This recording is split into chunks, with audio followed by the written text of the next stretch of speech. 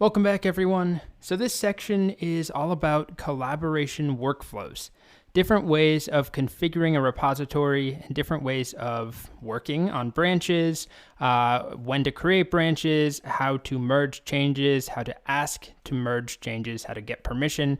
We won't be seeing any new Git features, or new Git commands rather, but we will be spending kind of a lot of time talking about workflows. I considered breaking this up actually because it is a long section, and I recommend that you take your time and probably I would split up viewing this section, maybe even go on to some of the later concepts like rebasing or Git tags if you want to break, something that's a bit breezier, and then come back to finish up this section because it's all pretty important stuff, but it's also just a lot. Okay, so we're going to start by talking about the problems with working in what I call a centralized workflow, working on one branch. It's important to understand. Then we cover the feature branch workflow, critical. We talk about something called pull requests.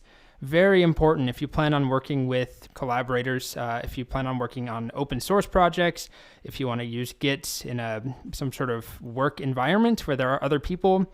PRs or pull requests are used all the time. I put branch protection rules in important. This is a thing we can change, a setting on GitHub. It's important to know about, but just not as critical as these other things. I'm going to show you something on GitHub called forking, and then we spend a decent chunk at the end of the section, three or four videos talking about forking and a workflow called fork and clone. That's what I call it at least. And this is heavily used for open source projects, big projects like React or VS Code, which is open source, TensorFlow, just any big open source projects you can think of that have thousands of collaborators. They don't grant every collaborator full permissions just to push up. So the fork and clone workflow is employed in those scenarios, and it's worth knowing about if you plan on making open source contributions, which is always a good idea. Anyway, there's a lot of stuff in this section, all workflow oriented, lots of diagrams. I'm pretty proud of some of the diagrams, gotta say.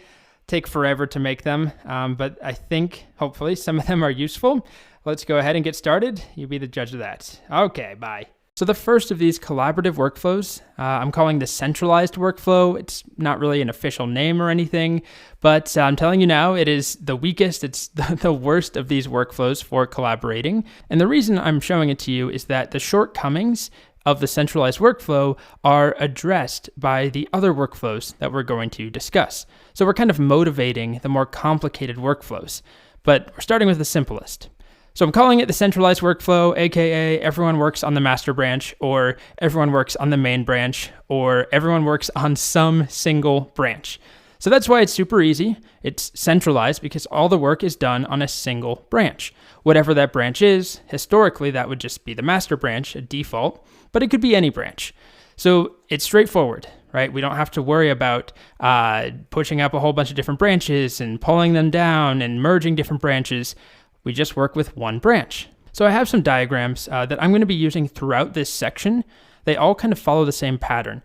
Up top, we have three different collaborators, Pamela, David, and Forrest. And I'm highlighting one of them to indicate whose repository we're looking at on their local machine versus up top in the right corner. This is the GitHub repository that all three are using.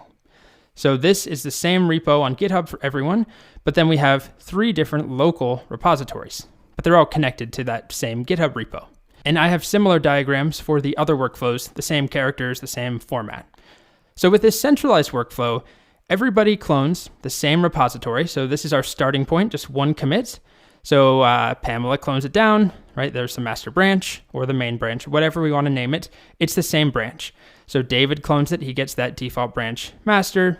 Forrest clones the same GitHub repo, and he has it. So now they get to work.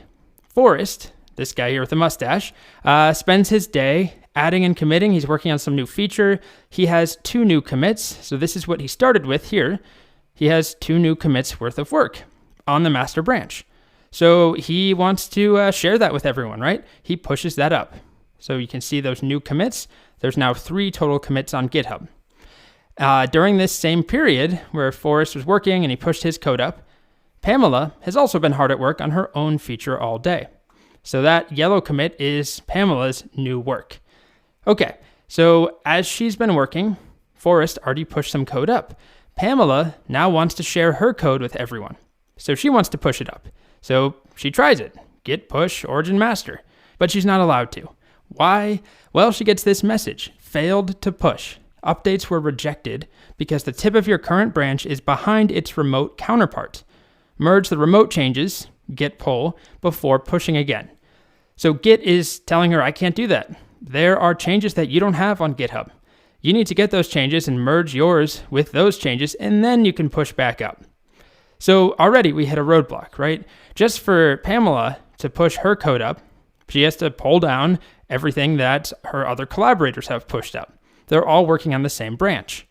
So she does that. She pulls down, she gets the changes that Forrest had pushed from on the master branch from GitHub. Then she merges her work in, and hopefully that goes smoothly. There might be a bunch of conflicts, maybe not, but she has to do it. And then she can push back up. So now there are 4 commits up on GitHub, or more, but a minimum of 4, although I didn't really include, there would be a merge commit here. So let's say 5, but whatever it is, she pushes up her new commits and she's good to go, right? That's her part done for the day. Now, during all of this, poor David has been working on a new feature, but he's been having some doubts. It's not working. He's really like halfway done. He's deleted a bunch of important files. He's commented out some code. Things are broken. So he wants to get some input, some advice from his collaborators. He wants to start a discussion, and he wants them to see the code. They're not working in an office together. So he has this work, and he has some commits indicated by this meh face. This, I guess, I would call it a meh face or a neutral face. I don't know. Anyway, he's not happy with it, but he makes a commit, and if we're using this centralized workflow, one branch. So he's just working on the master branch. So in order for him to share this, he can't just push it up because, as we saw, Pamela earlier tried, and Git said, no way, you can't do that. You've got to pull down, get the changes, then merge, and then you can push. So that's what he does. Before he can even share this mediocre, unfinished, broken code, he has to first pull down, get all the new changes, and merge his broken stuff in, his incomplete feature. He has to merge that in with the rest of the work everyone else has done on the master branch. Then he can push that up. And now everyone can go and pull his work down. And he broke the code base, probably. If this is incomplete, everybody now has that incomplete code. And that's really frustrating and problematic. All he wanted to do is get some input and have some of his collaborators, take a look at his work. But to do that with this workflow, he had to wreck the master branch, the one and only branch. So hopefully the problem is clear with those diagrams. It's simple. You don't have to think about where you're working if you're only working on one branch, but there are some serious issues, some shortcomings. First of all, every person has to spend a ton of time resolving conflicts or at least merging code, especially as team size scales up. Imagine you're working with, let's say, 10 developers, and at the end of the day, everybody makes a bunch of commits, they push them up. Well, for each one of those developers to make those commits and push them up, they first have to pull down everyone else's work just to merge their stuff in. So it's a lot of merging and potential conflicts, even if work is not entirely finished. So that brings me to the next piece. No one can work on anything without disturbing the main code base.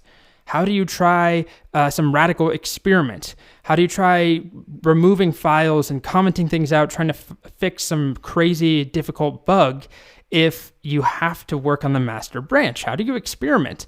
And that brings us to the last piece. There's no way to really collaborate on anything unless you push incomplete code up to master. And now all your other teammates have incomplete or broken code, which is what happened here in our final scenario. David wanted, is this David? Yes, David wanted some help. He wanted to collaborate with, let's say, Pamela.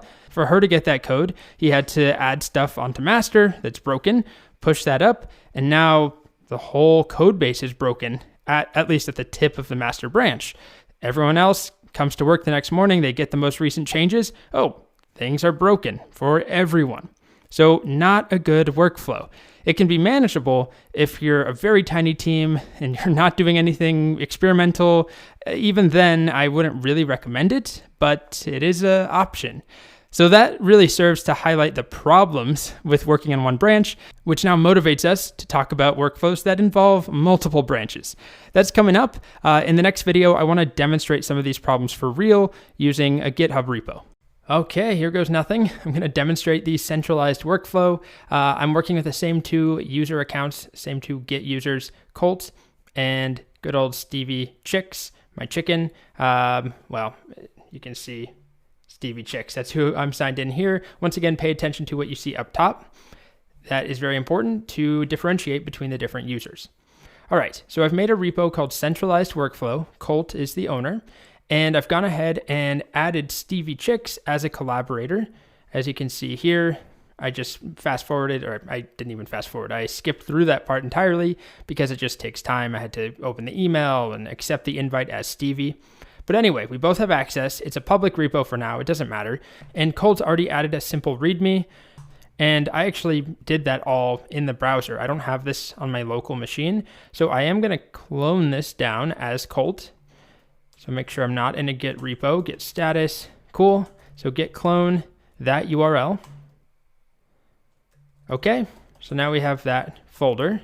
Git status. We've got the README. And I'll open that over here.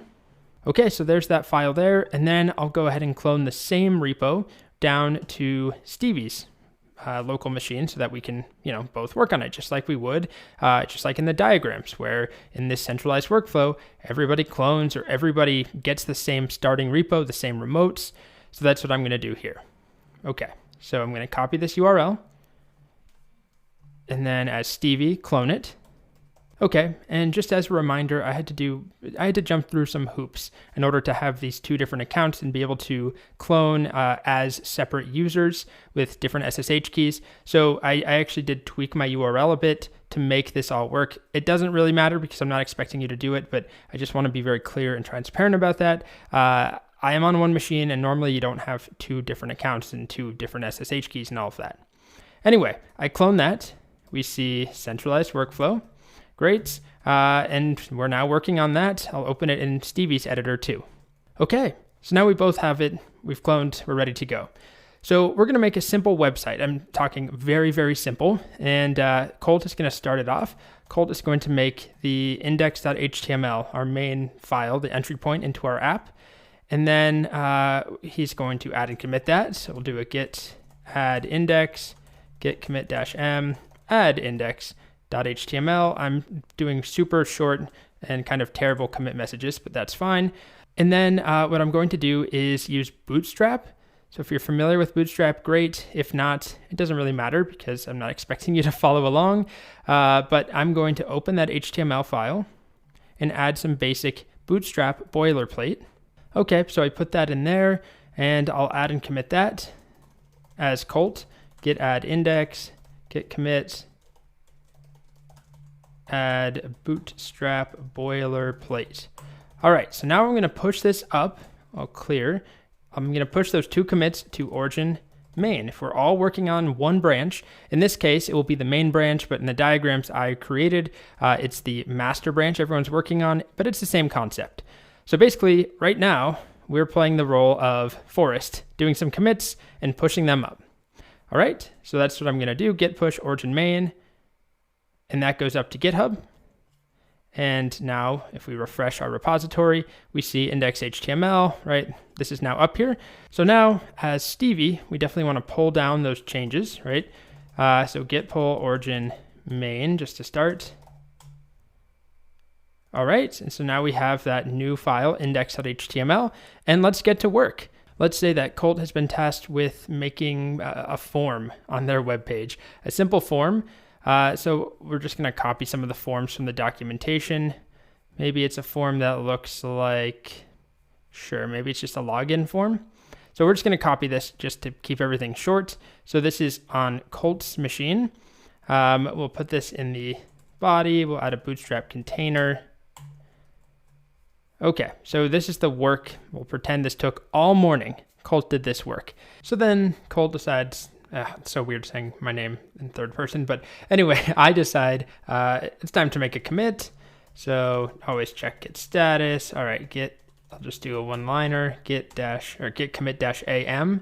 for, what did we do? Add basic, is it a login form that we made? Sure, login form. All right, so now Colt pushes this up. He wants everyone else to know about this. So git push origin main. Now, at the same time, all of this has been happening, Stevie is working on some other feature. Stevie has been tasked with adding a navbar. Probably not exactly right, a super realistic reflection of a real workplace, where one person is asked to just put a form on a page and somebody else is asked to independently put some random navbar on a page, and then they're expected to combine it. Usually there would be some sort of design process and some sort of mock-up or wireframe or something that would be what we were trying to recreate. But anyway, let's just say it's a free-for-all. Stevie has been asked to add a navbar. So on Bootstrap, we can make all sorts of fancy navbars like this one here. Again, I'm just going to copy this. Just straight up copy it. I don't want to waste your time. So Stevie, this is Stevie's desktop here, puts that in index.html, puts it right above everything else. So this is Stevie's work. Let's see what it looks like if we refresh. There's the navbar. Okay. So then Stevie adds and commits that. Git add index, git commit -m, add, bootstrap navbar. Okay. So then he keeps working, and then maybe he makes another small tweak. He actually wants this to be a dark navbar. So on the navbar, we can change this navbar light to be navbar dark, and then give it a dark background. So BG dark, like this. Let's see what that looks like. All right, so that's what Stevie wants. And then he realizes, oh, you know what? This is supposed to be responsive, and it is, except why is this drawer not working? Right? He wants this drawer like it does on the documentation. Whoops, it's on this page, isn't it? On the documentation, when this collapses, right there, there's this drop down that's supposed to show up, or this drawer that expands. But it's not happening on Stevie's copy, and he's freaking out. He's very junior. He's a chicken. He doesn't know what's going on.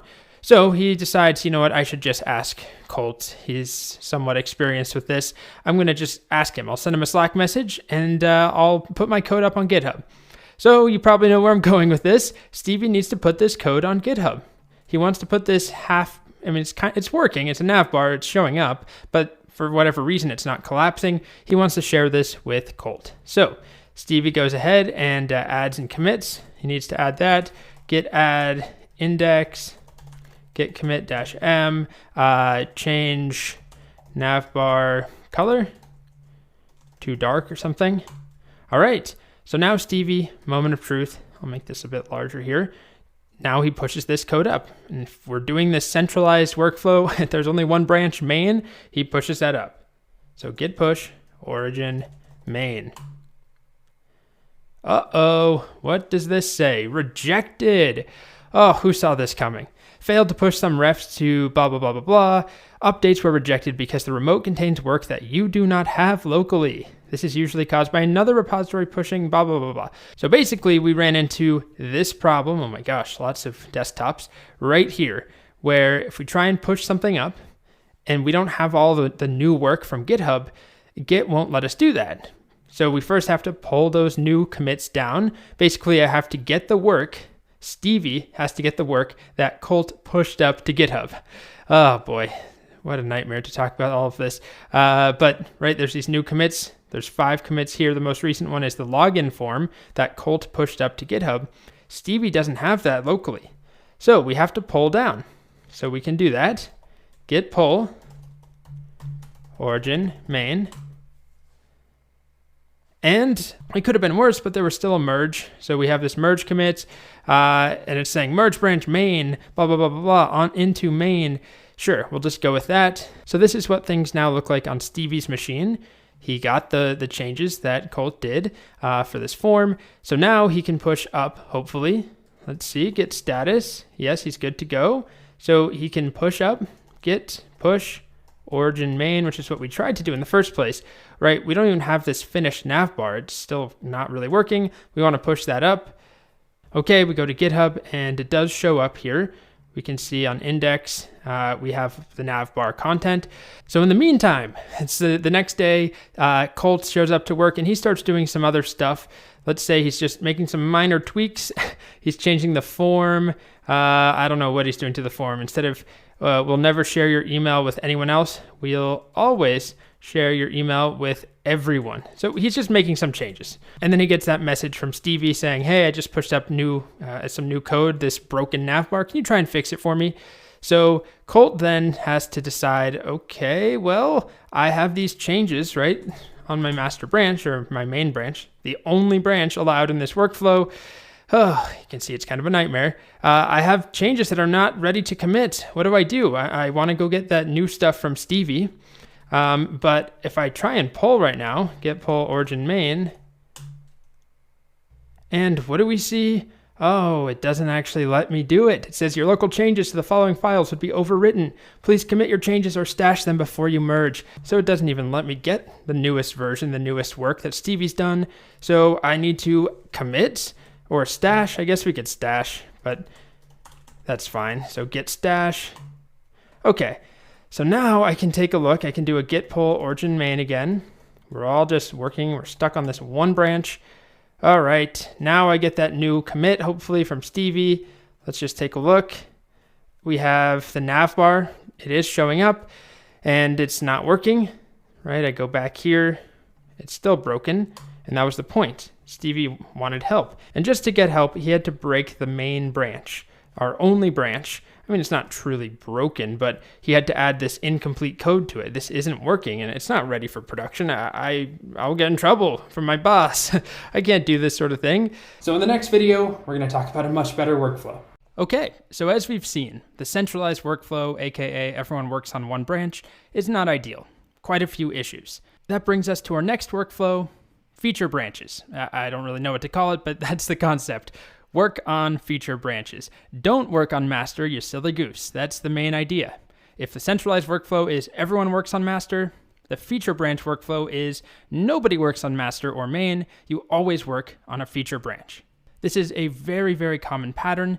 Rather than working directly on the master branch or the main branch or any centralized branch, all development, whether it's something tiny or some massive new feature or a redesign or a bug fix, all development should be done on separate branches. So part of this means treating the master or main branch as the official project history, the branch, right? It's like the sacred branch that you're not going to work on. Instead, all work is done on these side feature branches and then merged back in to the master or main branch when appropriate. This allows multiple teammates to collaborate on the same feature without having to mess up the master or main branch, like with what happened with the centralized approach. To share broken code or incomplete code also meant breaking the master branch. So with this feature branch workflow, I could have a branch that never works. It's always broken, and I can collaborate on that with anybody else, any number of collaborators. So my master or main branch should not contain any broken code unless somebody messes up and, thinks code is not broken and they merge it back in and it actually is broken. So back to our diagrams. Here's the same three characters, Forrest, David, and Pamela. They all clone the same GitHub repository. It starts with 2 commits and a master branch or a main branch. In this diagram, master is the default branch name. So Forrest clones it, Pamela clones it, and David clones it. Everyone's at the same point. Okay, so we work on feature branches. David starts working on a new feature. He's working on a branch called add dark theme.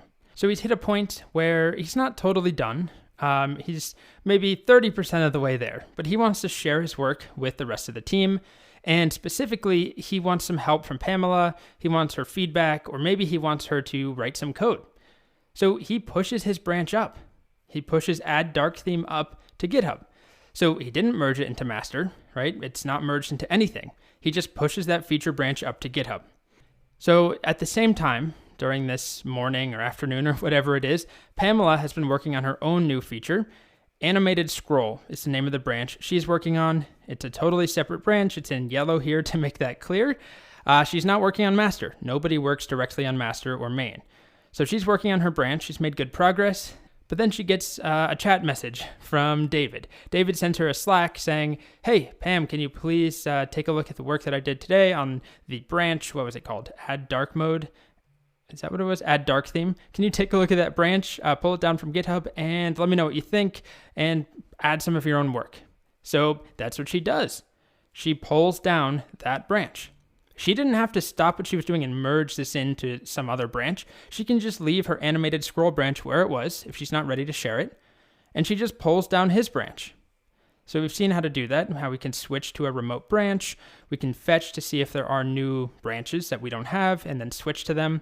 So she gets his feature branch down, add dark theme, and it doesn't pollute the master branch. It doesn't pollute her animated scroll. They can coexist side by side. So she takes a look, she makes a couple of improvements. She even adds her own commits on the same feature branch. So it was 3, now it's 4 commits. So she pushes those up. Add dark theme is now updated on GitHub. She tells David, hey, I added some new work. Go ahead and pull down those changes.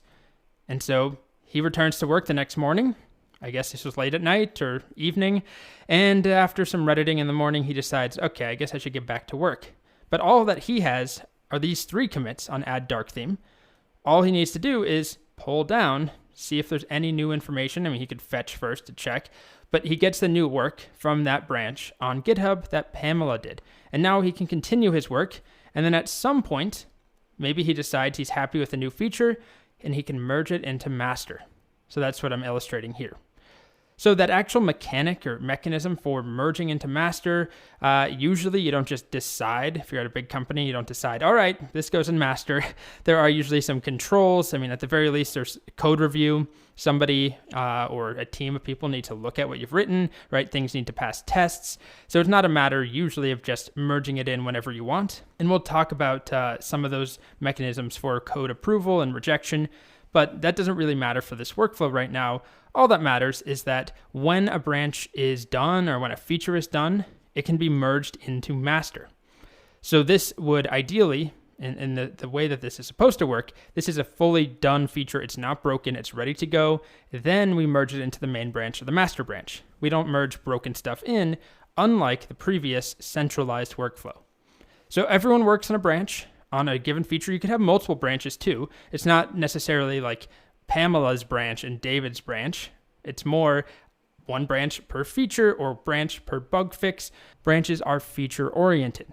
So this allows us to then share those branches, collaborate on branches, and keep our master or main branch as the source of truth in our repository, as the stable, always working, functioning, non-broken branch in our project. And of course, the last thing that would need to happen once David merges his new feature branch in is he would push that up so that GitHub is updated, and now everyone's master branch would include those new commits, those new changes that he made on his feature branch originally.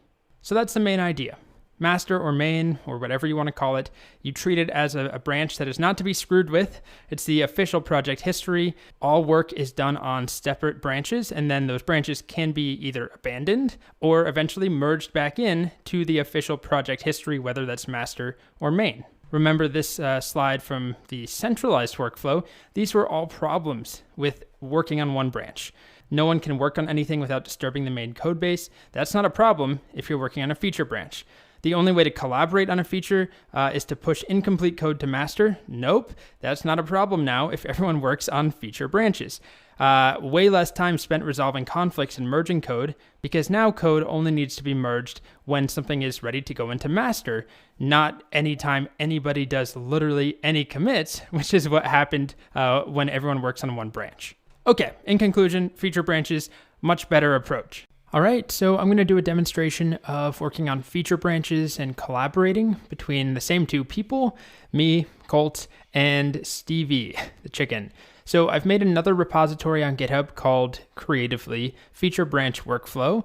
I've already added Stevie as a collaborator, and I've accepted the invitation, so Stevie shows up there. And I've been working on this repo locally as Colt. So I haven't done much. This is all that we have. It's the same thing, a Bootstrap website, just basic Bootstrap included, and a heading that says Hello World. So again, we're not trying to like go crazy with some fancy code or anything. I'm just trying to show the workflow. So in the last example, it sucked working on the master branch or on the main branch. I had to pull down and merge code before I could ever push my code up. We broke the main branch because Stevie was trying to share some incomplete code to get feedback and hopefully get it solved. Anyway, that won't be a problem if we work with branches. So I also cloned it down from Stevie. Right, this is Stevie's side as it shows you there. I cloned it down and we're working on it locally as Stevie. So why don't we say Stevie gets to work on a navbar, same thing as last time. Now he's not going to work on the main branch. Instead, he's going to create a new branch. We haven't really talked about naming feature branches. I'm going to keep it very simple and do something like navbar or add navbar. There are lots of patterns that large companies and organizations follow for feature branch or just branch naming in general. You might see things like feat for feature / navbar, for example. And then you might see something like bug or fix or refactor, different prefixes. But I'm just going to go with a very simple one. We'll just call it navbar. So we'll do git switch -c to make that new branch, navbar. Okay, and again, I'm logged in right now as Stevie. I'm working as Stevie. So on this branch that we're currently on, I can go ahead and try adding a navbar. So we'll do the same thing as last time. I'll copy that very large navbar from Bootstrap. I'll put it up top. Let's see what that looks like. Okay, there's our basic navbar. But once again, it's not working the way it's supposed to. What's going on? Well, I would like to share this with Colt and, get some feedback from him or from anybody on the team, see if they can fix that issue. I'm not going to merge it into master. I'm simply going to take this branch. I'm going to add and commit my work on this branch because I can have incomplete or broken stuff on a branch. No one cares. My master branch or the main branch is supposed to be the source of truth branch for my application. So I'm going to add and commit as Stevie. So git add index, git commit, begin navbar or add broken navbar. Okay, so now I can push that up to GitHub if I want to. I probably wouldn't push that up as just a broken halfway working navbar, but if I wanted to get feedback or collaborate with a teammate, which is what I'm going to demonstrate, then I definitely would push it up. So I'm going to do that now. We have our remote, right? We have origin, and I'm going to push the branch navbar. So git push origin navbar and push that up. I refresh, and we already see, okay, navbar has recent pushes less than a minute ago, and I can see my work is showing up here on navbar by Stevie Chicks. So I preserve the state of main. I don't have to screw up main, and I can still share code that is incomplete. Meanwhile, Colt is working away on his own feature, and so he's on his own branch. What is he doing? Let's say he's working on a pricing table like you see here. This is just one of the examples from Bootstrap. If you go to examples. So I'm going to start, before I go any further, by making a branch that we're going to work on. So if we're trying to make this pricing table, let's make a branch called pricing table or something like that. So I'm now switched back to Colt, and I'm going to just check. All right, I'm on main. So the first thing I would always do is just see if there's any updates or any new changes to main before we branch, because we want the most recent version of main. Maybe a coworker has merged something into main and I don't have it. So we could always do git pull origin main, although there's nothing new up there. We're already up to date. But now I can make my branch without having to worry that I'm missing commits. Anyway, git switch -c, let's just call this pricing table. Okay, so I'm on this new branch, and now I can do some basic work. I'll do maybe 2 commits.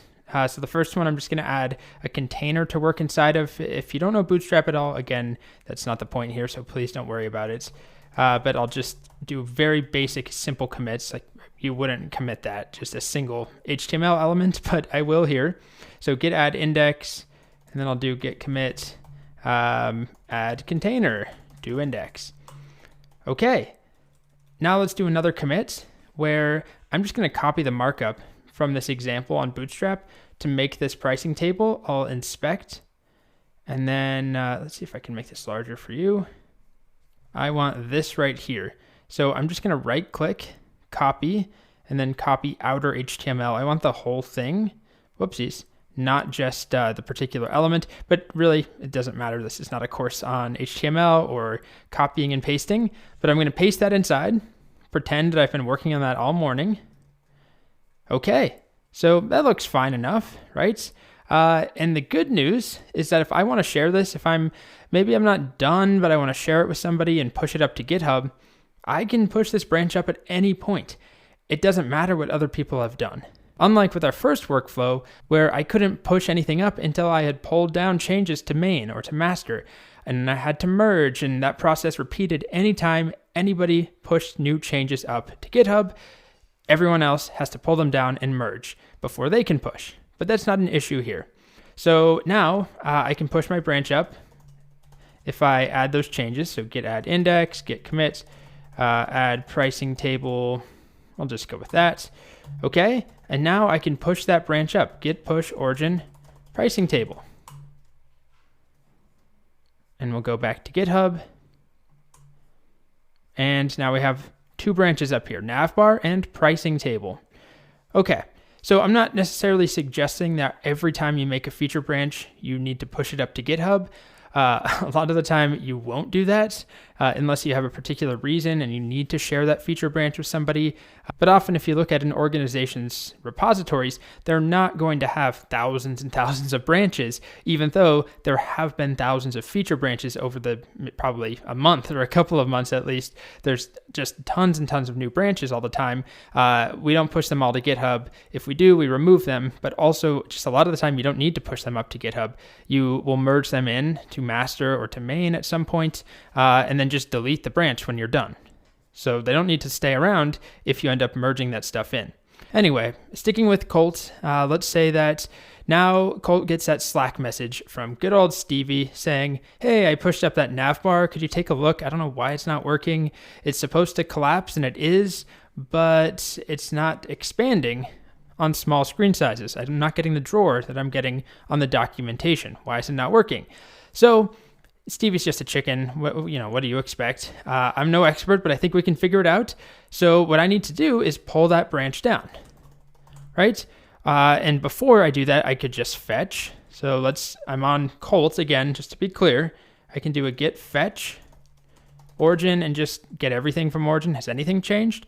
And yep, it says new branch, navbar. So we have origin/navbar. And I could start by just going into detached head. I'm trying to make this a bit larger here, and checking out. If we do git branch-r, we see there's this origin/navbar remote tracking branch reference. So I could check that out, git checkout if I wanted to, origin/navbar, detached head, but I can take a look and here it is, right? I can refresh. This is what's in my working directory because I'm in this detached head state, and I can verify, is it actually broken? Well, it's collapsing how it's supposed to, but that's not working. So, okay, I see Stevie's right. Something is going on, and I want to work on that branch. I want to make a contribution as Colt on that navbar branch. So I need to leave detached head. Let's just go back to where we were. We can do this git switch dash. So now I'm back on pricing table. And then if I want to check out that navbar branch, remember with git switch, it's super simple. I can do git switch and then just the same name. So navbar, Git will automatically make me that branch navbar, even though it doesn't exist on my machine yet, and set it up so that it's connected, it's tracking origin/navbar. So here we go. It tells me exactly what I just said, branch navbar set up to track remote branch navbar from origin. So now I'm working on the navbar. I'm not just in detached head, and I can start to, try and tweak it and figure it out. I happen to know what the problem is. This requires Bootstrap JavaScript, which I did not include. So let's say that was an accident. A very trivial, simple to fix issue, but most anybody would notice that in a matter of seconds. I didn't include the JavaScript file. So I'm going to go get that from Bootstrap. Just right here, let's take that script. Okay, I'm going to go put it just at the bottom for HTML. Now if I refresh, hopefully it works. And indeed it does. So we just collaborated. Colt and Stevie. Stevie started the navbar. Colt hopefully finished it. I hate saying my name in third person.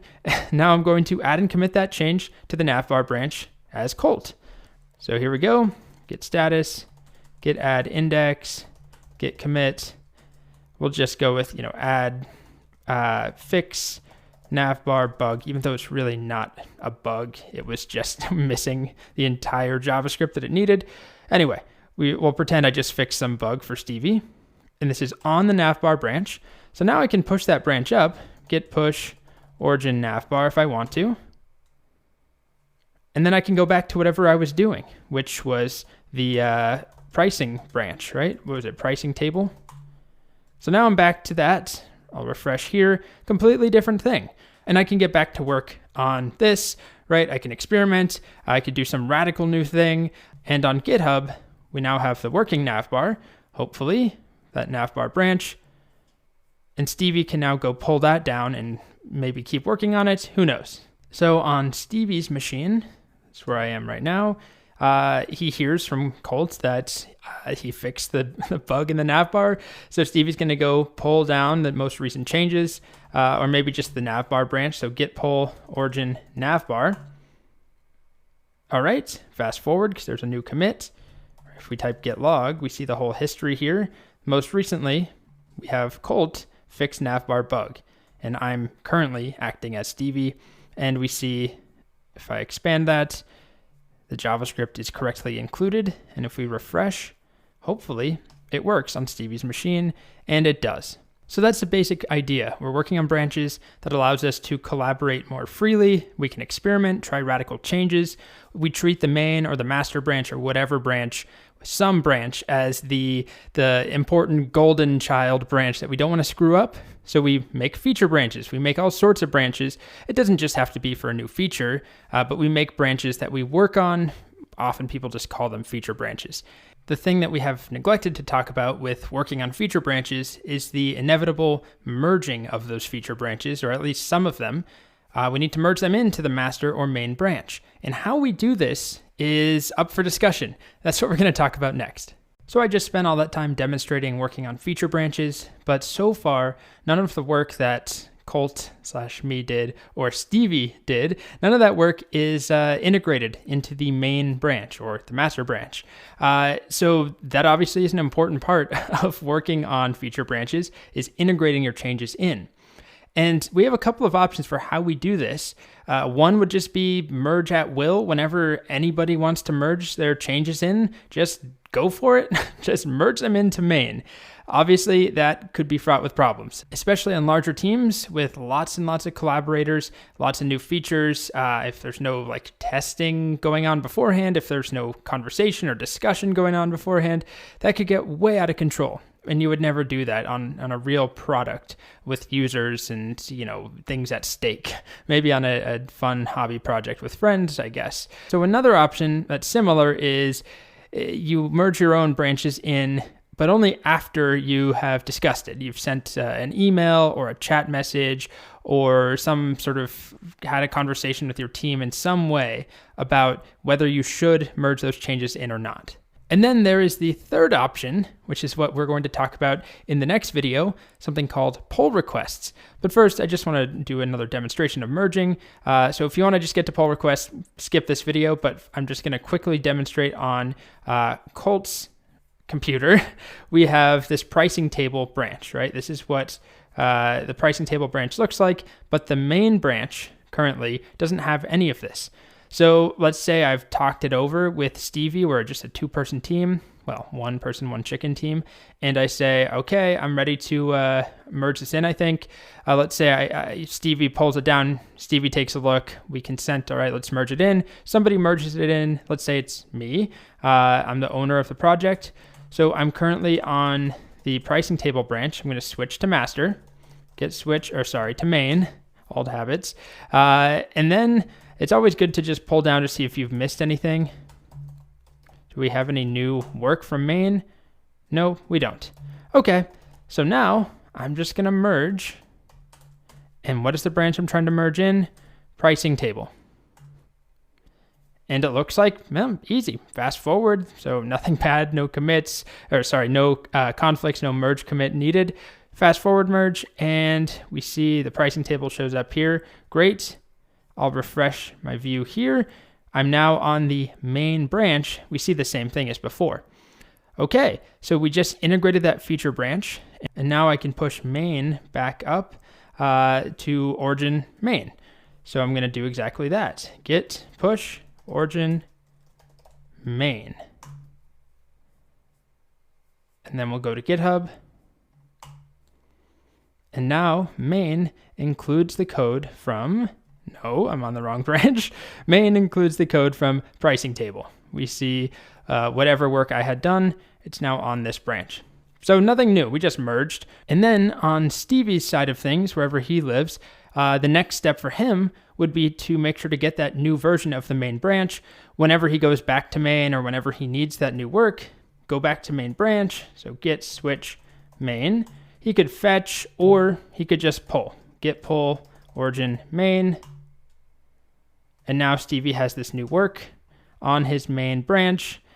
He has the whole pricing table and all that stuff. And then he could merge in his navbar branch if we both agree it's appropriate. He could merge in navbar into main and then push that up, and then Colt would then go pull that down, and we'd repeat over and over. So that's just a quick version of merging a feature branch in. It would be best to delete that branch locally if we agree that it's, we're good to go. We merged in pricing table. We don't need that branch anymore. Delete it off of GitHub. But just to keep things short and easy for you to follow, if you do take a look at this repository, I'm not going to delete that branch. This way you'll just have that history. And in the next video, we're going to talk about the more common way of merging feature branches in or requesting to merge them in, which is a pull request. So now we get to talk about pull requests. This is the first of a few videos on the topic. I'm just going to start in this video by talking about what pull requests or PRs are and why we want them or why they exist. And then in subsequent videos, we'll make our own. Okay. So we talked about this concept of working on branches and how that makes our life a lot easier. But then at some point, somebody needs to merge those changes in from a feature branch into some main branch, master, main, whatever, right? We don't just stay on separate feature branches forever. Otherwise, everyone would be working in a silo and never merging and sharing their code, which defeats the whole collaboration thing. So rather than just allowing a free-for-all merge, especially if you're at a company where the stakes are high and you can't afford to screw up something on the main or the master branch, you have users, you've got, even if not that, if you've got hundreds of developers and somebody includes some bad commit or something that breaks things on the main branch, at the very least, you've got 100-something developers who now have a bad version of that main branch and they have to get rid of a commit or reset. It's just annoying, and you want to make sure that whatever you are merging in or whoever is doing the merging has some discussion around it, has some approval, maybe changes are made at the request of somebody else, right? There's some code review process involved, and pull requests or PRs are an integral part of that process. So pull requests are not a native Git feature. They are built on top of platforms like GitHub and Bitbucket and some others, but really most people are referring to GitHub these days. But again, not exclusive to GitHub and 100% not part of Git itself. So pull requests allow developers to tell other team members, other collaborators, that they have some new work that they want to be reviewed. New work that is on a branch that they want to be discussed, accepted, aka merged in, or rejected. And this facilitates discussion. They can get feedback. They can even update the work on the same pull request. So think of it as, hey, everybody on my team, hundreds of people, I have this new branch with this feature I just completed, or I think it's complete. It's on GitHub. I'm making this request, this pull request. Can you take a look at it and somebody, will you merge it in if it's good, or will you tell me if it's not good? That's pretty much what a pull request is. So we do some work locally on a feature branch like we did in the last couple of videos. Stevie added the navbar branch, right? We finished the navbar, we push it up to GitHub. Instead of just merging that directly into master or into main, In a lot of companies, actually, the main branch is protected. I'll show you how to do that. You can't just merge stuff in. You actually have to make a pull request so that there's an opportunity to discuss and accept or reject your changes. Somebody makes that decision. Maybe multiple people actually have to consent and actually approve of your changes. So once you make the pull request, you then have to wait for it to be approved and hopefully merged or something. Discussion, it might be closed, it might be ignored, but hopefully not. So here's an example with some diagrams. I'm working on this feature, I finish it, I push it up to GitHub, and I want to open a pull request. So on GitHub, there's this new branch, my new feature, and you've probably seen this before. Compare and pull request, it showed up a couple of times when we push branches up. That is a button I definitely want to click to make a pull request. Or I can also click it here. There's a couple of different ways of doing it, but if I click pull request, I then have this option to choose what pull request am I making. Well, I am requesting that my branch, my new feature, be merged in to master or to main or whatever the default, or it could be any other base branch, but typically we're talking about master/main. So then I need to provide some information, right? I need to come up with a name for what my pull request is, what's the reason for it, what does it include. Depending on the company and the organization, there can be some pretty strict rules for what goes in here. And then I can click create pull request, and then I wait. So in this hypothetical world of these slides, I have a boss, and my boss is the only one who can approve changes, who can actually merge pull requests in on GitHub. There are different ways of configuring permissions and all of that that we can get into, but basically my boss has to accept my pull request. I, as just an employee, I actually don't have the ability to merge directly into master on GitHub. I'm supposed to make a pull request. So my boss finds some issues and she actually leaves some feedback. She asked me to make some changes, ping me when it's ready. I can notify people or I can mention people in comments. I can attach files. She can even just close this out, by the way. Just close it without comment. Nope. It's a bit of a blunt way of saying no. Or she can just leave the comment. So then I can respond. We can have a conversation about it. Right? I can say, okay, sounds good. I'll get to work on blah, blah, blah, blah, blah.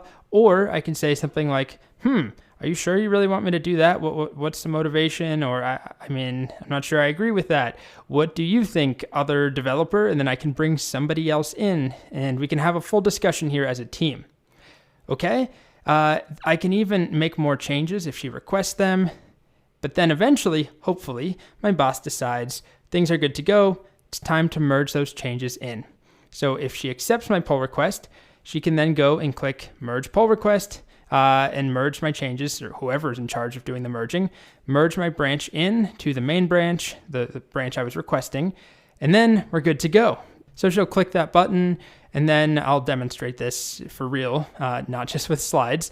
Then she can make the merge commit message directly on GitHub. So this is just a mechanism for merging changes in from a feature branch into some other branch, where instead of just going for it, we have this process where we can have conversations, we can chat with each other, we can make updates, request things, we can reject a suggestion or a pull request, or we can accept it. But if my pull request is accepted, the end result is still just my branch is merged into another branch. It's just a slower, longer process that is more transparent and more controlled, I guess, for merging.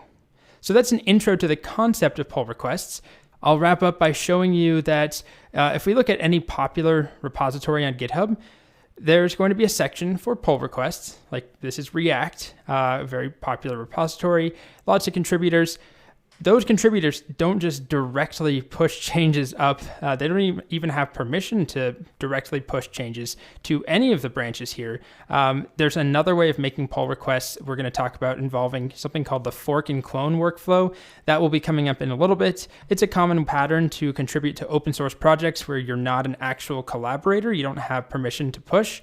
Anyway, we'll get there. But if we go to pull requests, we can see quite a few of them here. And again, there's a lot of structure and patterns that have to be followed when you're creating a pull request for a big open source project. So they all follow particular naming conventions. They all have these different tags. But you can see here's one somebody wants to merge one commit into master from their feature branch. Notice the name of this feature branch. Well, this is not a great one actually from Dependabot. If I find another one, how about this one here? So this is a pull request from the branch Rick Hanlon 2. Hanloni, I don't know. RH add effect warn test. That's the feature branch. Whatever he did on this branch, he wants to merge it into master. And then we see some information about what his pull request includes. He wants to add a test, so we can see under commits, here's the commit. We can view that commit, what's included, what's new. So some new code here. And then there's a discussion around it. So this person said, please, you should probably throw an error, like how blah, blah, blah, blah, blah. So it's a conversation, in other words. And this one is still open, meaning it has not been closed or rejected, but it also has not been merged. Oh, and there's a lot more conversation here around this PR. And that's kind of a good place to end, just to show you an example. So these larger projects have tons of pull requests. Sometimes it can take a little while to get yours. If it's not super important, if it's not a critical feature you're working on, it can take a little while to get noticed depending on the resources available to the project maintainers. Anyway, that's the basic idea of a pull request. I'll show you the workflow in the next video. So let's now try making a pull request. We'll use the same repository, the feature branch workflow for Colt and our chicken Stevie. So we have this navbar branch that Stevie already pushed up, right? We can see navbar right there. We also have the pricing table branch, but that's already been merged in. We didn't use a pull request to do that. I'm currently working as Stevie, and if we take a closer look at the navbar branch, there's this button here, pull request. So first we can do a comparison between navbar and main. Now, it assumes that I want to compare with main because that's a default branch, but I could make a pull request to some other branch if I needed to. I could make a pull request to pricing table, just not that common. So it tells me, all right, here's your comparison. Good news, we're able to automatically merge your branch navbar into main if we get to that point. So it's not going to merge without me clicking merge. Creating the pull request simply requests that merging. So we can see there's just two commits, right? We have the broken navbar, the navbar fix. Here's the diff. We can see all the stuff that I added in, or Stevie added in. Anyway, if I decide I want to make this pull request, I'll click that button, create pull request, and then I can put some title in here. It's just using the name of the branch. So how about add in bootstrap navbar? Okay, leave a comment. This is my comment. I can mention people, like I'll mention Colt. Please take a look. So that will actually mention him as a user. I can have bold text. I can put code in here. I can do all sorts of stuff, different formatting and formatted information. But I'm just going to keep it simple. So add in bootstrap navbar. This is my comment at Colt. Please take a look. Here we go. Create pull request. So from my navbar branch to the main branch. All right, so here's the PR. You can see under PRs or pull requests, we have one. It's open. It was created by Stevie Chicks a couple seconds ago.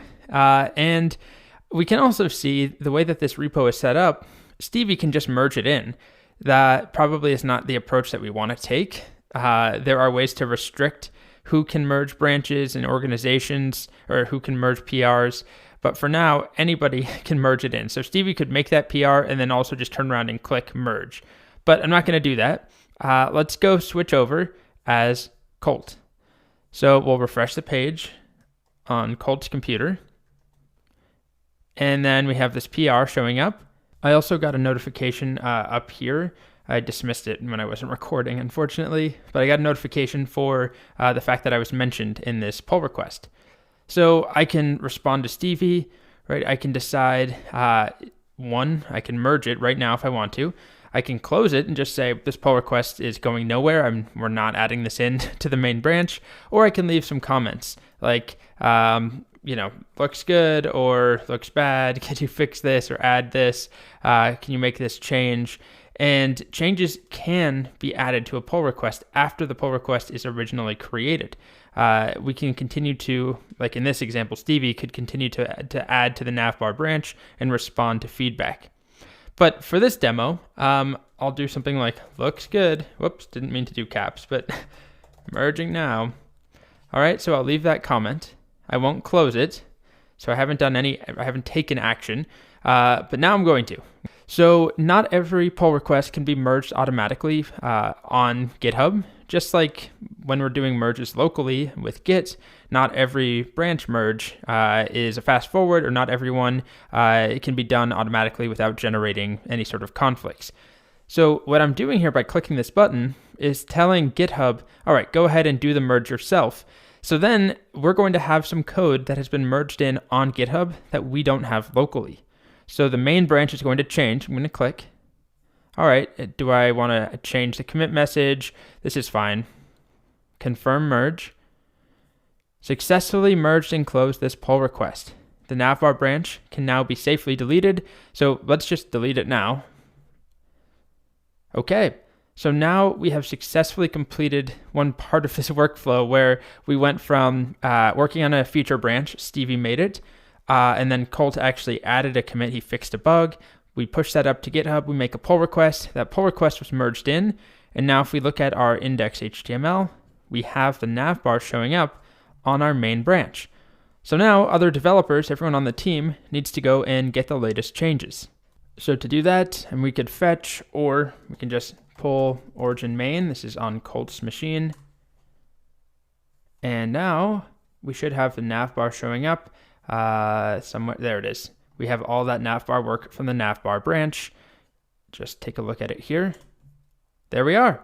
So it's not very nice looking, but that came from a branch that Stevie created and pushed up to GitHub. Then we made that PR, and then Colt accepted it, merged it in, and now individual users, collaborators need to pull down the new main branch. And we could do the same thing on Stevie's side. So we can get rid of the navbar branch. We'll switch to main first. We can remove navbar, so we can do git branch -d navbar to delete it. So now it's gone locally and on GitHub. And now I can pull down the latest version of main. So git pull origin main. And our local main branch is updated. We have the navbar. I can just show it here. So there we go. We have the same end result, the same thing that we did to make this pricing table merged into the main branch, except we did it via a pull request, an intermediate step that is done on GitHub where we can have discussion and debate as to whether something should be merged in. And that's our first intro to PRs. So in the last video, the pull request that Stevie generated was able to be automatically merged in with a single button click, right? We didn't have to do any merging locally on our machine. It was all done in GitHub, and then we just pulled down the changes. But that only happens sometimes where the merge can be done automatically. Just like any merge in Git, there's always the potential for conflicts. So in this video, I want to show you how you can resolve conflicts when merging a pull request. Okay, so we need to first start by making a pull request that will generate a conflict. And to do that, and to do things relatively speedily, hopefully, I'm going to start by doing a tiny change as Stevie. So here we are as Stevie. I'm going to just, let's change the title here of the entire web page. So we'll imagine, we're doing some big task. We're working on a feature branch, but really we're just going to change the heading. So let's make a feature branch as Stevie. We'll call this, let me make this a bit larger. How about git, let's see, we're on main. Let's do git switch -c because we're not going to work on main. And then we'll call this new heading. Okay, so switch to a new branch, new heading, and now we can do some really basic work, like change the heading here. Where is that? Instead of an H1, I'm going to give it a class of display1, which is just part of Bootstrap. And let's see what it looks like. Okay, there it is. And then I'm going to change the text to be, hey yo, world. Or how about, actually, this is coming from Stevie. How about just bok. Is that how you spell that? I don't know. Whatever noise my chickens make. It's like a most of the time. All right, so that's Stevie's change. So Stevie adds and commits this to the branch. So git add index, git commit -m, change heading to bok. All right, so now we can push that up, or Stevie can push this branch, git push origin new heading up to GitHub. Then simultaneously, I'm not going to go through the whole workflow of making a PR as Colt. I'm just going to do some changes on the index directly on the main branch, which normally, we should be consistent. And if we're going to enforce pull requests, I guess I'm the owner of this repo, so I can do whatever I want. But normally you follow some rules, right? You're not going to have two sets of rules. You're going to ask everyone to use PRs to merge changes in. But just to demo this faster and not lose your attention, I will directly edit the file on GitHub as Colt, right? So I can just edit a file and make a commit on the main branch. So I'm going to edit this instead of saying hello world. Where's that heading?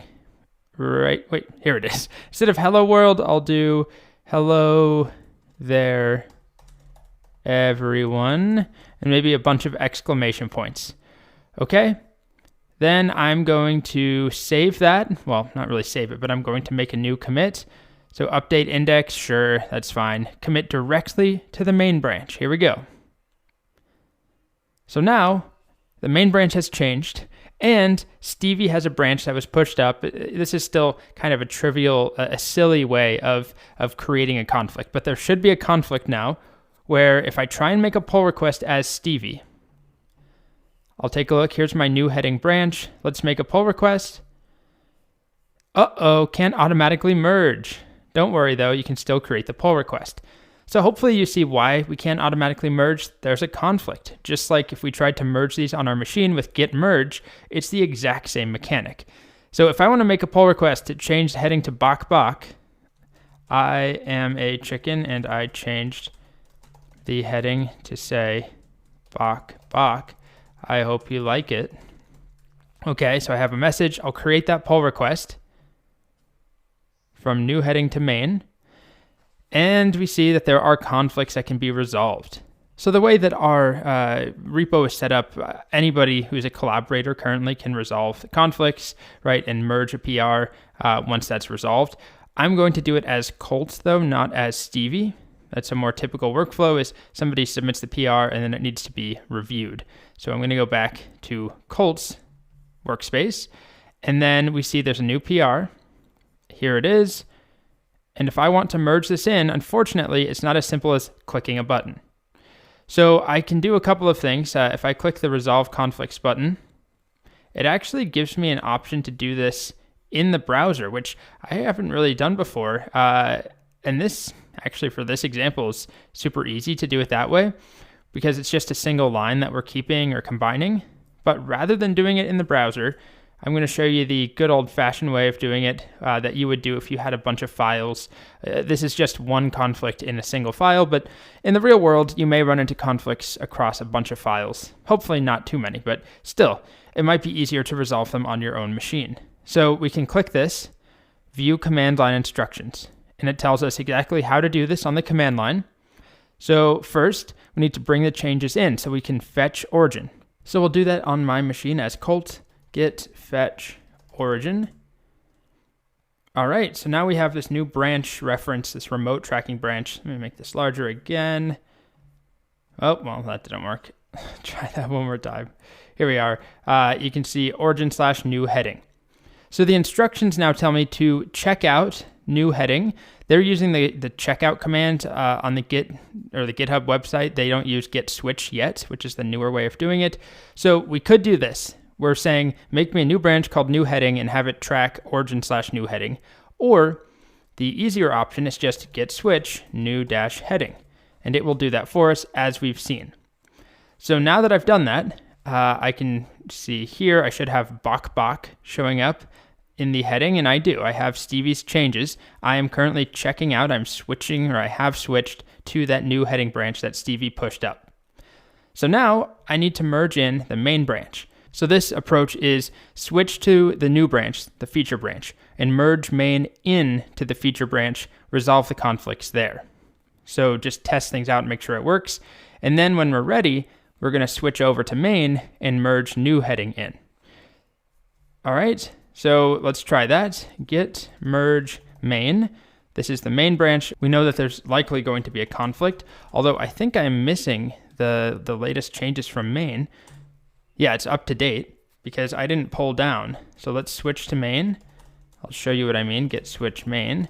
Remember that I updated on main on GitHub. I changed the heading, and it actually tells me that your main branch is behind origin/main. So we'll do a git pull origin main. Now we have the latest changes on main. Now I can go back to new heading, and then I can merge main. So git merge the new main branch that we have. Well, it's not new, but the latest version, the latest work, merge that into this new heading branch. Now we have the conflict. So now I can resolve the conflict here. So maybe I want both. Maybe I want h1 class equals display1 from Stevie. And then I want, I don't know, all these exclamation points. How about bok bok everyone? Like that. So let's see what that looks like. Let's refresh. Okay, great. So now we need to add and commit the changes. So git add index, and we'll just do a useless commit message like resolve conflicts. Okay, so now we've merged the changes in, but we're just on the new heading branch. So we've made it, we know for sure that the current version of master or main works when we merged it in with the changes on new heading. We resolved the conflicts. Now we can switch back to main. And then we can merge in that new heading branch that we already resolved the conflicts on, which is exactly what they ask us to do or tell us to do on GitHub. So go back to main and then merge in new heading, which already has the conflicts resolved. So we shouldn't get new conflicts. Now this -- no ff, that's an indicator that we're telling git merge to not fast forward if it detects that it can, because when we do a fast forward, instead of making a merge commit, as we've seen, Git will just move the branch pointer to some new commit, right? It just moves forward. And sometimes we want to prevent that from happening, especially when we want to preserve or maintain our specific branch. We want to make it clear that there was a branch merged in here just to have that history. You don't have to do this part, but it's just what GitHub recommends. So we could just copy the entire line. We're merging new heading into main. Okay. So see, I'm now going to put a commit here instead of just a fast forward. I'm putting a merge commit in because I said no fast forward. All right. And now we just push up to master. Git push origin main. I said master again. We're using main. Git push origin main. All right. So now if I refresh this page, it automatically I didn't refresh, but it automatically detects successfully merged this PR and it's closed now. And you can delete that new heading branch if you want. Sure. Let's delete it. We can also restore it if needed. And now we merged a PR in that had a conflict. And the same process would apply if there was one conflict or tons and tons of conflicts. We make a pull request and then resolve the conflicts following the instructions. Basically, pull that code down or fetch it, check it out or switch to the new feature branch, merge master or main in, resolve conflicts, add and commit, then switch back to master or main, merge in the now conflictless branch, and then push that up. Okay, so now the last thing to do is, as Stevie, go and get the latest version, right, of the main branch. We don't have that as Stevie, so we just need to pull down. We'll switch to main. We can remove that branch now. New heading, so git branch -d new heading. And now git pull origin main. We'll get the latest changes from main. And there's not a whole lot that we got, but if we type git log, we see, okay, we got the resolving of the conflicts, merged that branch in, my work was merged in. So now our latest version of the main branch says bok bok everyone. And we can take a look at it right here. And there we are. So we successfully merged a PR in that had a conflict.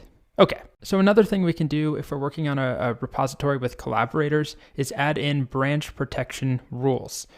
So if we go into settings, assuming that you are somebody who has access to settings on the repository, under branches, we have, first of all, the default branch. You can configure this. So if you want to make it something else, for example, if you have main and master and you realize you only want main to be the default, well, I shouldn't say only, you can only have one default. So if you want to switch that to main, then you could do that here, but we already have main as ours. Or if we needed to change it in some way, you can change that default branch. But then down here, it says branch protection rules. Define branch protection rules to disable force pushing, prevent branches from being deleted, and optionally require status checks before merging. New to branch protection rules, learn more. So we're going to add a rule. We're going to protect our main branch. The first thing it asks is for a branch name pattern. Now, instead of just a branch name, it gives us the option of putting a pattern in here because on large projects, there may be thousands of branches that are pushed up or pull requests generated from. And the organization or the project enforces rules where they need to be something like /feature /blah or /release if it's a big release of, I can't spell release, but there are different patterns and you could define different rules for those different types of branches instead of having to name each one. But we're not going to do that. We only have our main branch, so we'll just put main in there. And then I'm going to do this, require pull request reviews before merging.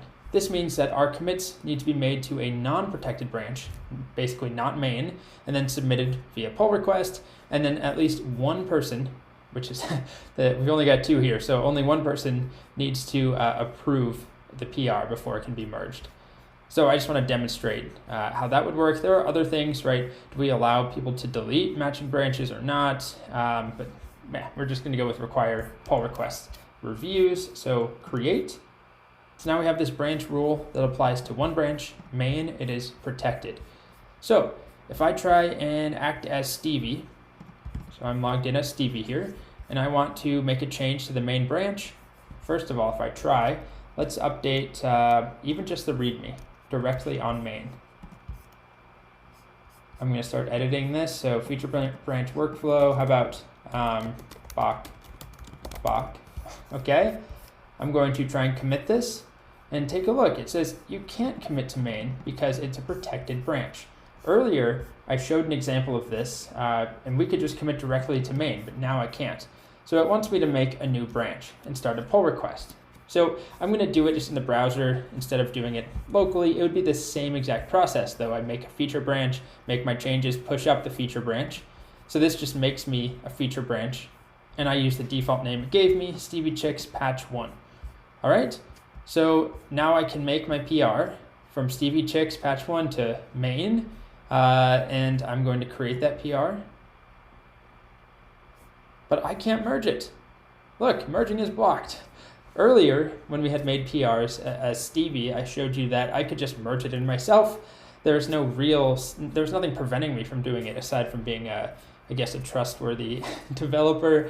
I could make a PR that did something bad and broke master or broke the main branch and just merge it in.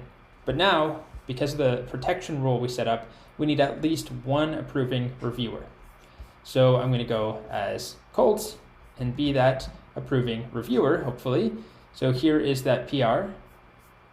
It says it needs a review, so I can add it if I want, or I'm an administrator, right? I'm the owner of this project, so I could just directly merge it. But I'm going to add a review. So adding a review is super simple. If I'm good with it, I can click this, but I can also add a note, a comment about things and say like, always with the Bach, Stevie, get a new catchphrase.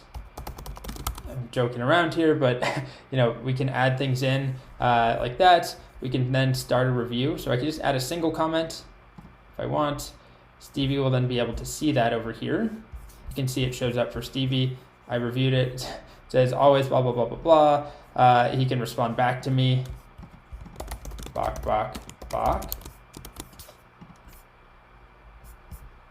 Now I go back to my side. I may need to refresh here. There, we see Stevie's response. Okay, so now I'll click review changes. I can finish the review and I can approve. So I can approve merging the changes, or I can request that he makes additional changes, or I can just leave a comment without actually approving it.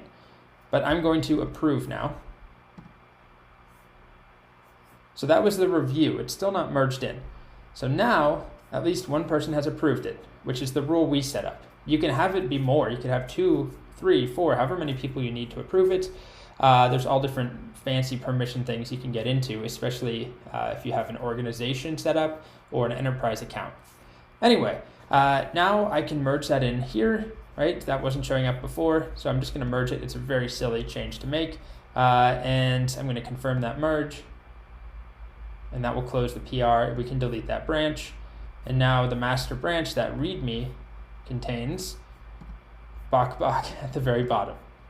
Okay, so silly little example, but I wanted to show that we can set up these protection rules, and they're very, very useful, especially if you have a bunch of people working on one project together and they're making a lot of pull requests, and you want to be able to have some quality control or some feedback process in place where people can't just directly change the main branch. They instead are asked to make a pull request and then get feedback from at least one person. Okay, so we spent a lot of time talking about pull requests, but it's a very important feature, and it's actually going to come up again in this next workflow I'm going to introduce. I'm calling it fork and clone, or forking and cloning. It's a different approach to what we've seen so far. So this is a workflow where instead of just one centralized repository on GitHub, every developer has their own GitHub repository in addition to some main centralized repo. And then individual developers can make changes and push to their own versions, their own forks, before making pull requests. So I'm going to diagram all this, and hopefully it makes sense. The whole point of this is that large open source projects with lots of contributors, maybe thousands and thousands of contributors, they often employ this strategy or this workflow where there might be a handful of actual maintainers and owners of the project. They're not adding thousands of people as direct contributors like we saw with an invite where I could invite Stevie. I manually went in here, where was that?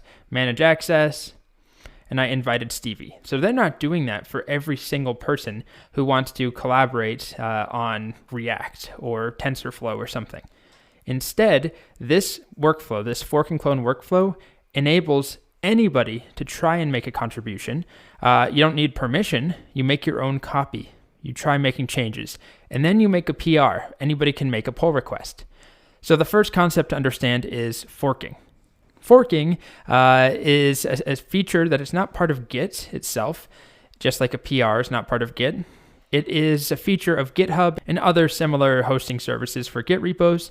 When we fork a repository, it creates a personal copy of somebody else's repository on our GitHub account. So we would call the new copy a fork of the original repository. So when I click the button to fork a repo, I'm asking GitHub to please make me a personal copy of this repo.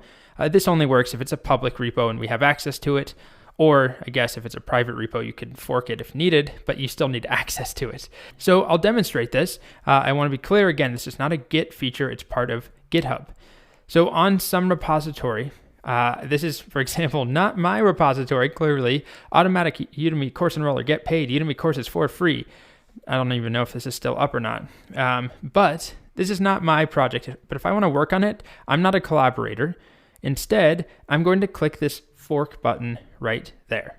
So when I do that, notice what the URL or the, what would you call this? I guess the breadcrumb is somebody's username / the repository name. When I fork and I click that button, now we have a copy that is on my account, cult / automatic blah, blah, blah. So I still have all the history, all the files, but I can do my own stuff on here. I can clone this, I can delete branches, I can completely break code. It's totally up to me. It's just my repo now, and it's just based upon the original. So here's the two side by side, the original and then my fork. It shows my username, but also it says where I forked it from. And that's just an intro to the concept of forking. In the next video, I'll demonstrate it, and then we'll talk about how we can use this concept to make open source contributions. So now I'm going to demonstrate forking and cloning, because all that forking does is it makes us a copy of a GitHub repo on our GitHub account, right? It just makes a copy that we have access and permission to do whatever we want with. But that doesn't mean we have it on our machine. So the demonstration repo I'll be working with is this 2048 repo. We actually cloned it a while ago when I first introed cloning. It's for this very addictive 2048 game. It's just a single HTML file, some JavaScript, some CSS. Anyway, I can clone it right now, just like any other repository. But if I clone that and make changes and make my own commits, I can't push those up, right? I don't have permission unless I ask to be a collaborator somehow. That's not how this works. That's not how GitHub works. So instead, if I want to make my own changes and push them up to GitHub, maybe just to show other people, let's just start there. I want my own version on GitHub where I can totally screw things up and share it with people, maybe even add my own collaborators. I want to work with my friend, I don't have friends these days, my friend Llama Lady. I want to work with her on our own version of 2048. We'll use this as a starting point, and then I will fork it, or she can fork it, and then I can add her as a collaborator. So I'm going to fork it to my personal account. It takes a moment, but you can already see colt/2048. My own copy, I have all the files, I have all the history, but now I could do things like add my own collaborators or change the access, protect a branch, delete branches, whatever I want. So now I can clone this down to my machine. So I could clone the original too, right? There's nothing stopping me, it's a public repo. But if I clone this one, when I clone it, the remote will be set up for me automatically so that I can push up to here. Versus with a cloned version of the original, if I clone this, I can't push up to origin because origin will be Gabrielle Cerulli. That will be this account, right? I can't push to this repo. I can push to this one. So I'll copy that URL and then I'll clone it down to my machine. So let's get out of here. Git clone. All right, so we have that new directory. 2048, git status, cool, we see all the files, and let's do git log. I see the full history, lots and lots of commits, but also if I do a git remote -v, you can see that origin is set to my own fork. This is my repo on GitHub, not the original. So now I can do whatever I want. I can diverge and make some serious changes. So let's open this up. So here it is in the browser. Just the file, index.html. I'll make some very simple changes, a single commit. Let's go with, 2048 forked, like that. Not an exciting change. Oh God, that really screwed things up, huh? Okay, well, let's go with 2048 and keep it like that. Well, maybe we'll just change some styling then. Very simple, new background color. Okay, well, I fast forwarded a bit. I modified some of the CSS. So now this is what the game looks like. I didn't really do anything worthwhile, but you can see, the colors have changed a little bit compared to the original, which looked something like that there. Not for the better necessarily, but I've changed some CSS. Okay, so I can make those commits and do whatever I want locally. So this is my local Git. I can make a commit on the master branch, which is where I am by default, or I can go to some other branch, git switch. I'll just commit directly to master, I guess.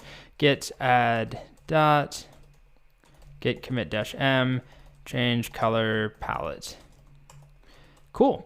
So I have that changed locally, which I could do on any repo, whether I cloned it or forked and cloned. You have permission to make commits on your own local repo.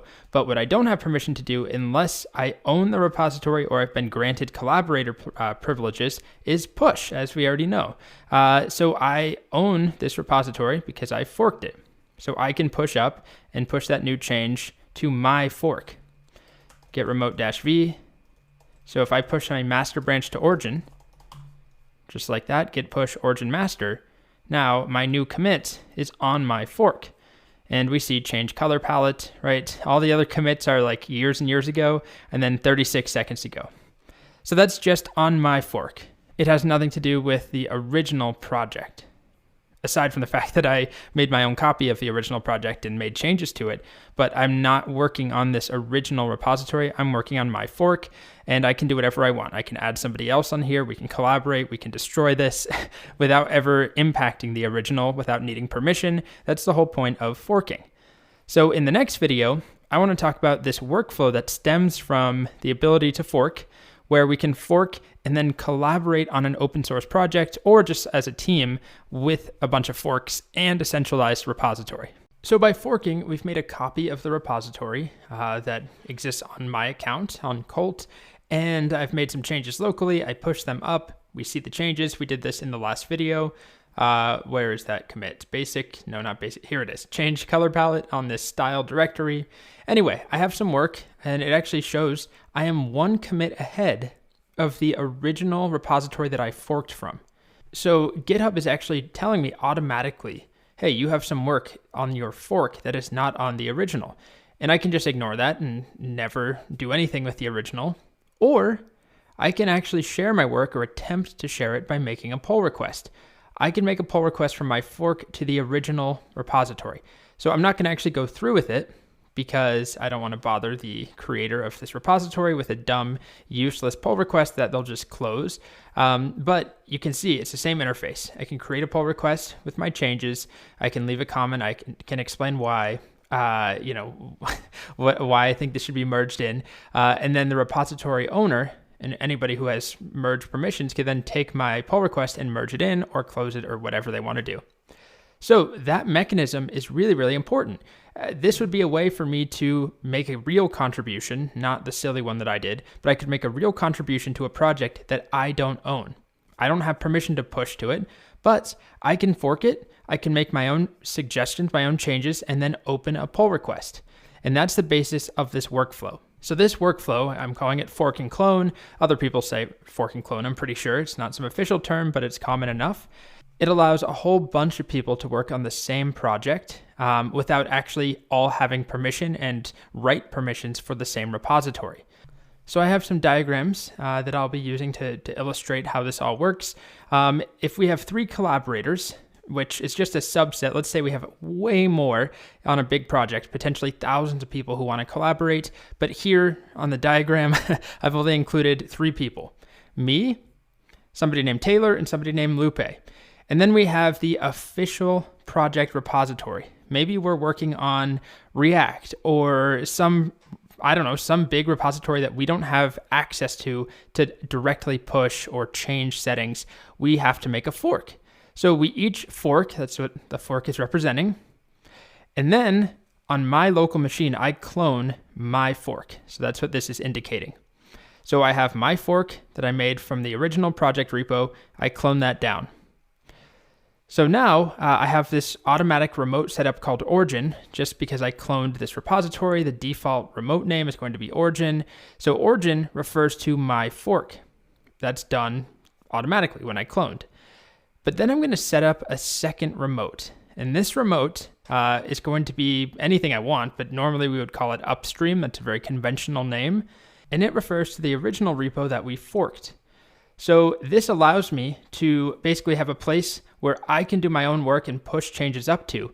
But also, if there are changes made to the original repository on a large open source project like React, there might be new commits and pull requests merged daily. I want to be able to get those down on my machine. So even if I can't push up, I can still pull changes down. So often upstream or original will be the name of this remote. But now we have 2 remotes, one going to my fork and one going to the original. So now if I do some work, I make a new commit or a bunch of commits. Normally this would be on a feature branch, but for the diagram's sake, I'm just doing it on the main branch or whatever this branch is. So I make some work or I make some commits. Then if I want to try and share it with the repository creators, I definitely cannot push up because I don't have permission. So instead, I can push up to my origin, which is my fork. I can push whatever I want up there. I could make the whole thing empty. I have permission to do anything with that because I own that fork. So now on GitHub, I have my fork that I've worked on, and I can make a pull request, just like what I showed you here, where I forked 2048. I can make a PR and ask for my changes to be merged in. So then if I do that, open up a pull request, then it's up to the original or the official project repo owners, somebody who maintains it, who has permission to accept, to merge, or close my pull request. And if my pull request is accepted, it's merged in. So then the next step is basically show up at work again and pull down my changes from upstream. So there's new work that was done on upstream. I don't have it locally. So I go and get the latest from the real repository. I pull that down, and then I can do some more work locally, push that up to my fork, and then from my fork, make a pull request when necessary. So the whole point of this workflow is to allow people who don't have direct access, direct permission to push or to change anything in a project repository. They can still collaborate. They can still make pull requests by forking and then pushing their changes to their fork and opening a PR. So this would be the sort of cycle. We pull down the latest changes from the official repo. That's one remote. We make changes. We push them up to our fork. And then we can make a pull request if we want with suggestions or with our changes that we want to be merged into the original repo. And then we just wait and we hope that someone responds. So here's a short summary. Fork the project, clone the fork, add our upstream remote, do some work, push to the origin, and then open a PR to the original or the upstream. So I'm going to demo that again in the next video. We'll wrap up by just talking about why this is a good idea in some situations. This is not a workflow that you may want to use like on every single project that you're working on, but again, at a larger scale where there might be some project that thousands of people might be interested in working in, or even if it's just 2 or 3 people, but you don't want to give them access directly to your repository, people can still make these suggestions. They can make their own changes and hope that you merge them in. They can make a pull request from their forks. So this allows us to work with tons and tons of people without having to have direct collaborators added to a repo. So now I'm going to demonstrate this fork and clone workflow on very, very simple terms, but the workflow is the same. We're just going to work on a very silly repository. So as Colt, one GitHub user, I'm going to make a new repository. And I'm not going to give anybody access, I'm going to make it public, of course, but I'm not going to make anybody a collaborator. So nobody will be able to push to this. I'll just call this fork and clone, maybe. Fork, and clone. All right, it's public. I'll put a README in there, okay? And then I'll create this repository. Okay. So now I'm going to just add, I have my initial commit. Maybe I'll do one more commit. I'm just going to do it on GitHub to keep things simple. So this is a repo to demonstrate the fork and clone workflow. Sure. Okay. We'll commit those changes to the main branch. And there we are. Okay. So the next thing that I'm going to do is change people. I'm going to switch over to Stevie, pretend I'm Stevie. So here we are on Stevie's GitHub. I'm logged in as Stevie here, Stevie Chicks. And if I go look at Colt's repositories, I hate looking at this, I can see fork and clone.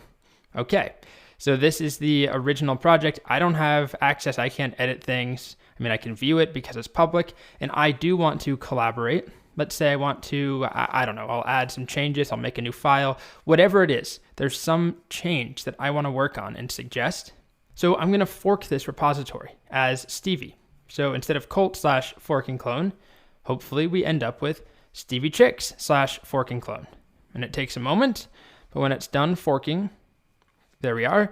I now am going to copy this URL and clone this as Stevie. So over here, let me clean this up a bit. Okay, so I'm Stevie here. I'm going to back out. Sure, I'll just clone it right here. Make sure I'm not in a repo. Git clone that URL. Excellent. So now we have this fork and clone repository. Very simple, single commit, no, 2 commits in there from Colt Steel. And now I have cloned it. But if I look at my remote, I cloned the fork. So that remote is just pointing to my fork, not to the original. So I can push changes up. I can do that right now if I wanted to. But before that, I'm going to just set up a second remote. And the reason for this, if I go back to my diagrams, is that I also want to be able to get changes that Colt might publish on the original project. Because my fork is frozen in time. I don't get changes from the original project after I create the fork. They are forking. They diverge, right? So if I want to stay up to date with what's happening and I want to get those changes on my repo from Colt's original, then I want to have a connection. I need a remote to refer to that original project repo. So I'll just go to the original. So this is the original project. I'm going to copy this URL, for Colt's version. All right. And then I'm going to add a remote. So it's git remote add. And then I'm going to call this one upstream because that's a really common name, or original or something to indicate this is the original thing I forked and cloned. This is not my repository. So I'll just go with upstream. Okay, so now if I do git remote -v, we have two remotes. I know it's kind of hard to see them here because they're not on one line. Let's make that full screen. Here we are. Origin goes to Stevie Chicks, upstream goes to Colt's version. Okay, so now I'm switching back to Colt for a moment. Let's suppose that during all of this couple of minutes while Stevie has been forking and cloning, I'm working on this project as well. And again, I'm just going to do a very silly, simple change. I'm going to edit this. What should we put in here? Fork and clone. How about this? My favorite ice cream flavors. And then we'll do, in no particular order, mint.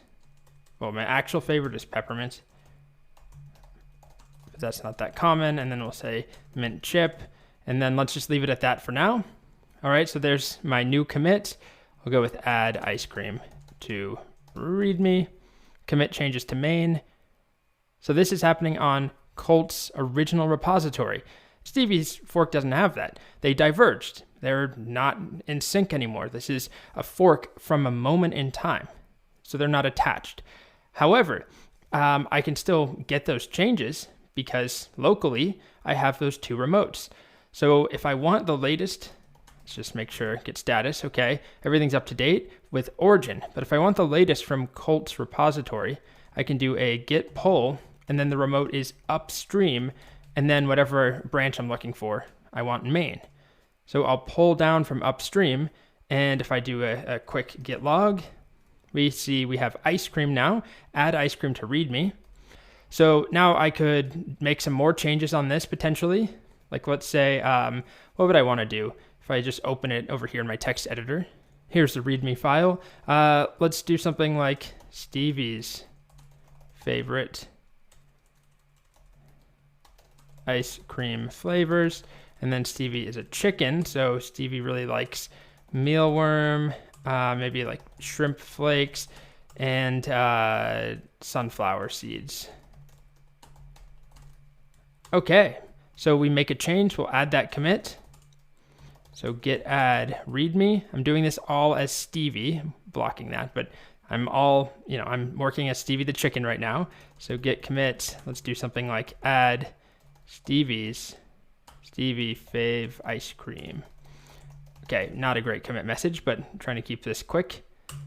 Okay, so if I want to make a suggestion to the original project that they include this new commit that I've made, or whatever, multiple commits, first of all, normally we'd be working on a branch. I mean, we are on a branch, but we'd work on a separate branch, a feature branch.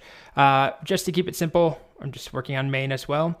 So I don't have permission to push this up to upstream, but I do have permission to push to my fork. So that's what I'm going to do. Remember that my fork I labeled, well, I didn't label, but the default name for that remote is origin. Make that full screen as Stevie. This is what I can push to. I'm not allowed to push to this. I don't own it. I don't have collaborator privileges. So I'm going to push up to origin. Git push, and then we'll do origin.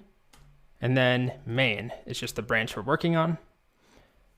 And when that finishes, I should be able to refresh on my fork as Stevie Chicks. And we see Stevie's flavors are down there. But if the original does not have it, you can see I am one commit ahead of Colt's version. If we just open that in a tab, this is what Colt's original version looks like. So we now have this work that we could suggest. And that's exactly what I'm going to do. I'm going to open a pull request. That's the next step in this diagram, right? So we make our changes, we push them up to our fork, and then I make a pull request to the original project. So as Stevie, I'm going to make that pull request. Thankfully, it's a very easy one to merge. I'm going to ask, please allow this in. Please, I'm just a little chicken. I want to make this PR.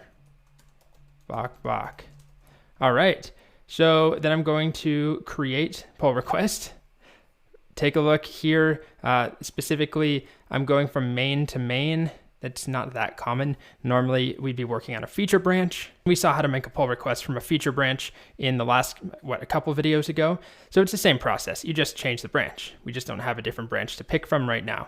So from my fork to the original, main to main, here's my comment, please. Here's my pull request. All right, so I can't merge that in. I don't have access. I'm not the decider, but I just wait here and I hope that I hear back, maybe some feedback. I hope it's not just closed, but it may be. Now, as Colt, I'll go to pull requests. I'll refresh and we should see a new pull request. And here it is. I am the only person in charge. I get to review and decide if I want to merge this in or not. And let's say that I'm happy with it. So I will merge it in. Confirm. Now I have successfully merged in that pull request. So that means that fork and clone on my account, Colt, now has the new information from Stevie's. And so now we have completed this cycle at least one time. So Stevie made some changes, pushed them to the fork, made a pull request. The pull request was accepted and merged in. And so now this original repository has Stevie's changes. So this process is all over the place with open source development.